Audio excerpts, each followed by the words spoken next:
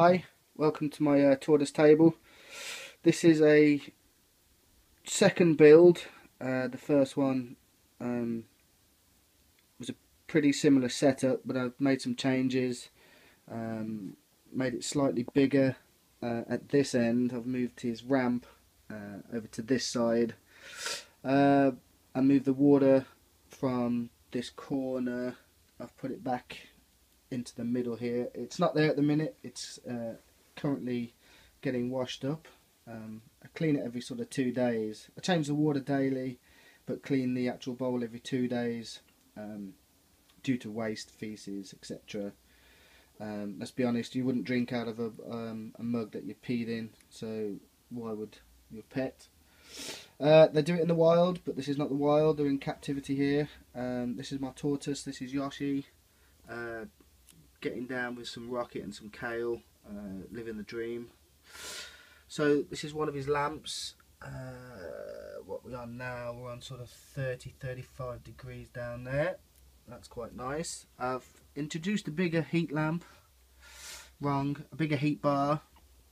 That sort of takes the sort of back area of the tortoise table to a temperature of about 20 degrees in the background, which is what I want. I want sort of 15 at night and 20 to 22 in the background temperatures, and you want in your basking areas 30-35.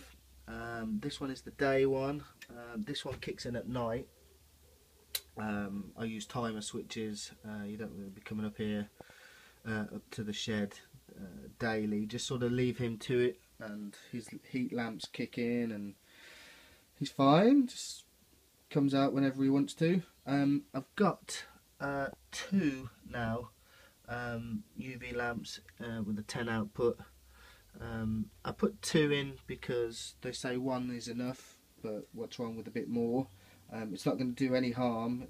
Granted, he's not a desert tortoise, he's Mediterranean Testudo Hermanni, so sunlight is great for them. They're from the Mediterranean, so artificial light is good. However, as soon as the summer really kicks in, we'll get him out in the garden again. He's got an outdoor enclosure which was made from, they look like pallets, but I think a lot of people use them for what they're called, like raised beds for like growing your own veg and stuff. And they fold flat, and that just goes up against the shed in the winter, and then you just open them up and drop them on the lawn, and he just sort of bimbles around in there.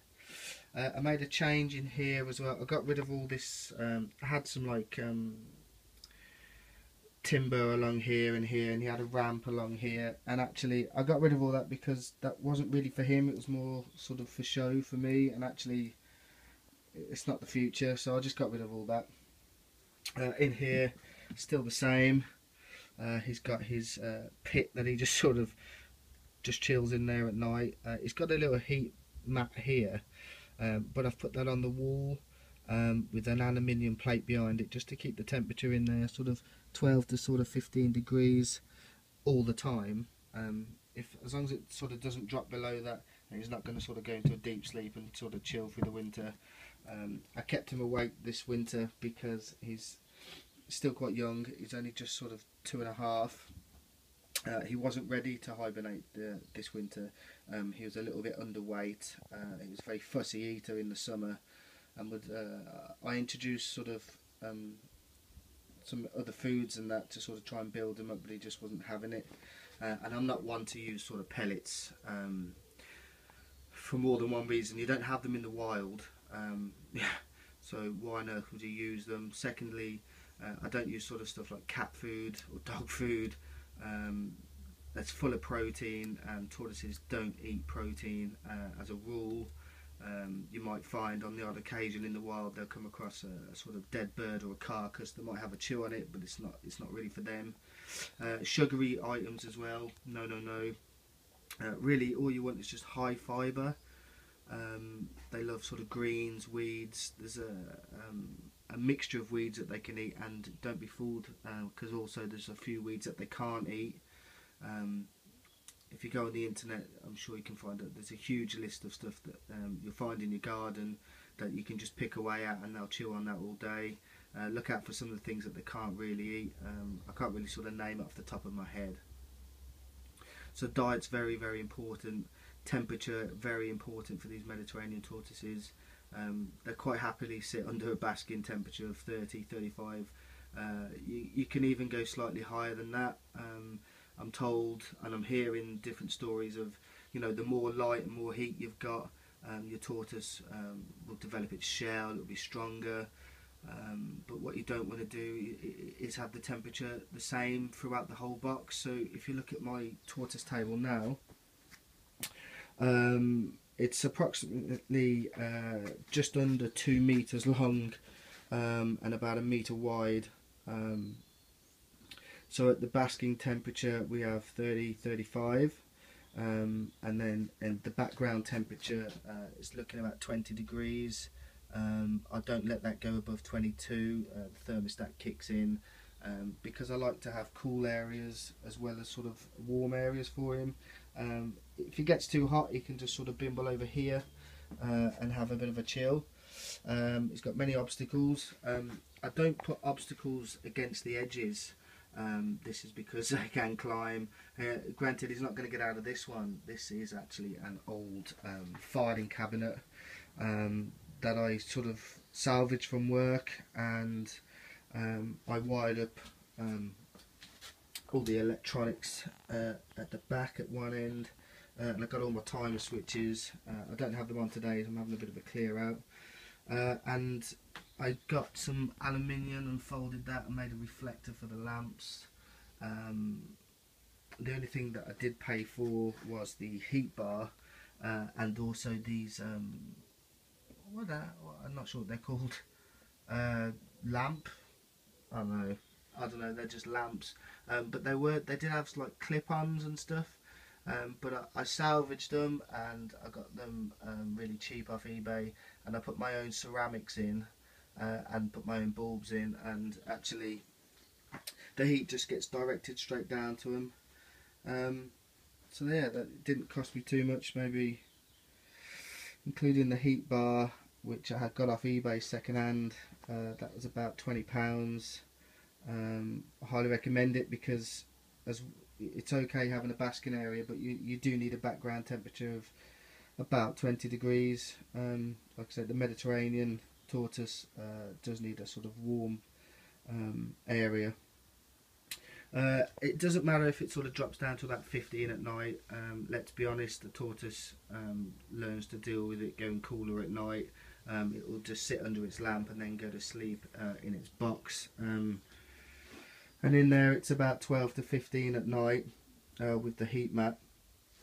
And this seems to work for him really well. The only thing that he can climb is this ramp here, and he does go under here as well. He does climb up here to feed. I can put sort of food up there and he will come up. Like I said, they don't put anything along the edges because they will try and climb. Your walls of your tortoise table want to be at least 3 times the depths of your tortoise, and that way he'll never be able to sort of claw up or sort of shimmy up the corners, which I've seen him do. He'll stand on his back legs and he'll literally climb up the corner. So try and keep your sort of obstacles in the middle. That used to be his little log that he slept under in the vivarium. Vivarium to me is a bit like a swear word. They're just deaf boxes. Stay clear of these. Pet shops will sell you them all day long because it's a great money maker for them, and your tortoise will look great in a vivarium, but actually they're just miserable as sin. The temperature in there is the constant temperature. There's no sort of cool end unless you've got a huge vivarium, which you're not going to be able to have indoors. Vivariums, no, they're not good. They're not the future. Respiratory problems as well, because there's no, there's very poor ventilation in the vivarium. So an open tortoise table is definitely better. The ventilation is better. You can keep the heat in the areas that you want, obviously his basking area and stuff.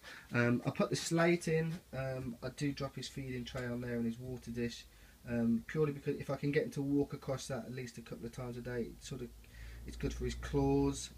It's something else. it's a different texture for him to feel. The bedding that I've got here, bedding's a bit of a big one. If you look on the internet, there's so many conflicting stories, people talking about, oh, you got to have soil and you got to have sand, and do you know what, get over it, because all you want is something that can be absorbent. This pressed grass is great, but I've added a bag of bark and sort of mixed it in there. The bark is a good holder of the warmth.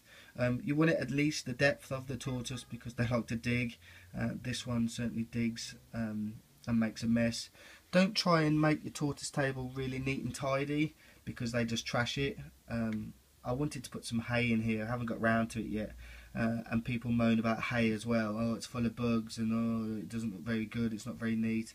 Again, get over yourself. Hay is a great insulator. If there's bugs in it, well, hey ho, all these people that put their tortoises in the garden in the summer, well, let's be honest, how many bugs are outside? If a tortoise can't handle the odd bug, then it should have been extinct by now. And actually, they're like probably the longest lasting sort of reptiles next to the alligator. So yeah, this is my tortoise table. I didn't get any comments on my last video. I'm still quite new to YouTube, by the way, but I would like some sort of feedback. I do leave feedback for others, because it's nice to sort of share people's opinions and whatnot. So yeah, this is my tortoise table. Let me know what you think. I'll be pleased to answer any questions. I've had tortoises now for nearly 2 years. I've done a bit of investigating and whatnot, and actually they're not that hard to keep. Especially Herman tortoise, they're quite easy to look after, as long as you sort of keep the temperature for them, keep it clean, give them a bath at least sort of twice a week, maybe every 2 or 3 days, little 15-minute chin deep bath, just sort of keep them not so much moisturised, but sort of hydrated in between the skin and the scales and the shell and whatnot. Just general sort of looking after them. Again, I'll just recap. Diet, very important. Lighting, very important. And if you can get your basking temperatures up to a good temperature of 30-35, then you're laughing, really. It's not difficult at all.